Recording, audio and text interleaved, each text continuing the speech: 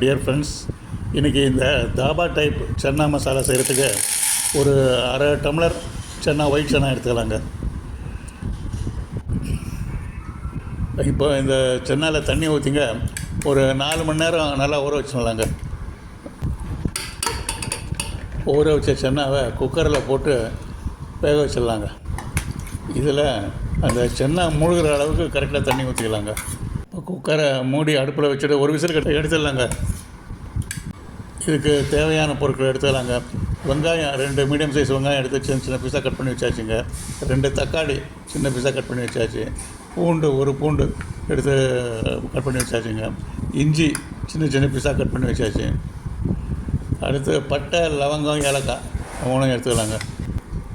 சீரகம் 1 ஸ்பூன் எடுத்துக்கலாங்க. 3 பச்சை மிளகா, குறுக்கால வெட்டின பச்சை மிளகா 3 பச்சை மிளகா, ஒரு லைம் பீஸ், பாதி லைம், சின்னதாக கட் பண்ண கொத்தமல்லி தழை.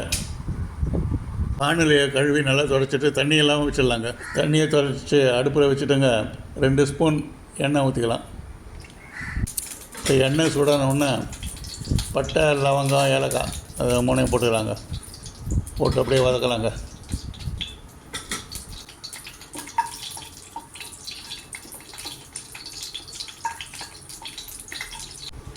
அடுத்தது பொடியாக நறுக்கி வச்ச வெங்காயத்தை அதில் போட்டுக்கலாங்க. போட்டு கொஞ்சம் வதக்கிக்கலாம். அப்படியே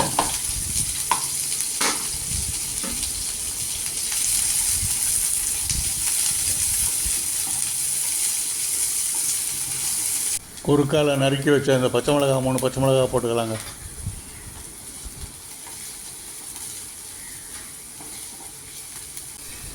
அந்த சீரகம் 1 ஸ்பூன் போட்டுக்கலாங்க.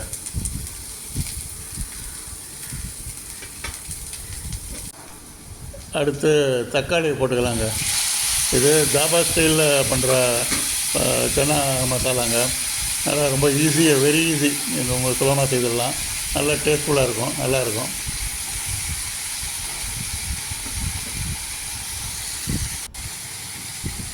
இதை அப்படியே 2-3 நிமிஷம் நல்லா வேக வச்ச உடனே நம்ம குக்கரில் வச்சுருந்த சென்னாவை எடுத்து அதில் போட்டுக்கலாங்க.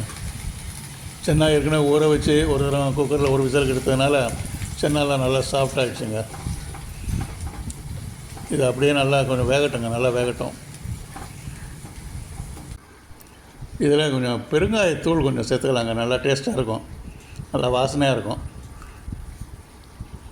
நெக்ஸ்ட்டு இப்போ சால்ட்டு கொஞ்சம் சேர்த்துக்கலாங்க. தேவையான அளவுக்கு சால்ட்டு சேர்த்துக்கலாம்.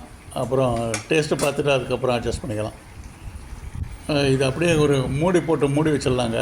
அப்போ தான் இந்த காரம், உப்பு எல்லாமே நல்லா ஒன்றா சேர்ந்து நல்லா நல்லா டேஸ்ட்டாக வருங்க. அப்போ தான் ஒரு 4-5 நிமிஷம் வேகட்டுங்க. அப்படியே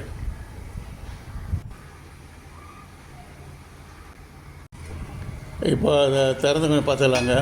பார்த்துட்டு கொஞ்சம் நம்ம டேஸ்ட்டு பார்த்துடலாம். இப்போ உப்பு, காரம், புளிப்பு எல்லாம் சரியாக இருக்குதா பார்த்துக்கலாம். ஏதாவது தேவையாக இருந்தால் நம்ம ஆட் பண்ணிக்கலாம்.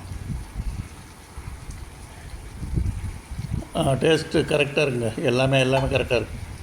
Okay, fine. இதில் கொஞ்சம் நம்ம நல்லா பொடியாக நறுக்கி வச்சுருந்த கொத்தமல்லி தழை கொஞ்சம் அப்படி மேலே கொஞ்சம் போட்டுக்கலாங்க. நல்லா வாசனையாக இருக்கும், டேஸ்ட்டாகவும் இருக்கும்.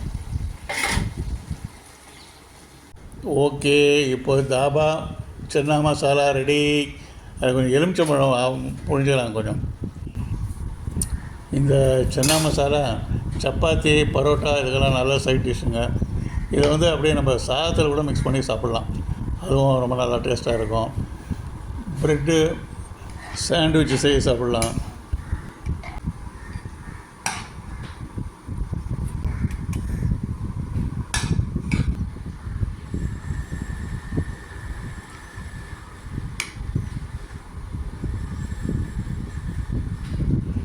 Thank you very much friends for watching. Thank you.